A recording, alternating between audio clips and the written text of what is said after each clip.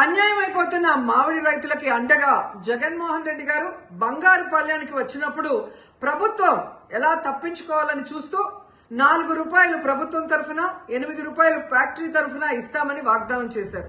కానీ 4-5 నెలలుగా అది ఇవ్వకుండా ఎలా మోసం చేశారో మీ అందరూ కూడా చూశారు. వీటి కోసం రైతులు పోరాటం చేశారు, వైఎస్ఆర్ కాంగ్రెస్ పార్టీ పోరాటం చేసింది. అండ్ నేను కూడా ఎక్స్ లో ఎలా స్పందించానో మీ అందరికి కూడా తెలుసు.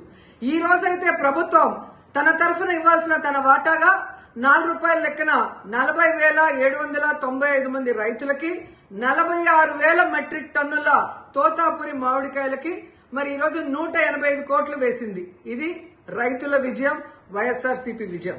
కానీ ఇంతటితో చేతులు దులుపుకుంటే సరిపోదు. దీంతో పాటు ఫ్యాక్టరీలు ఇవ్వాల్సిన 370 కోట్లను కూడా ప్రభుత్వం ఇప్పించాల్సిన బాధ్యత తీసుకోవాలి. ఎందుకంటే ఆ రోజు ప్రభుత్వం చెప్పింది కాబట్టే రైతులు ధైర్యంగా ఫ్యాక్టరీలకి తోతాపురి మామిడికాయలు తోలటం జరిగింది.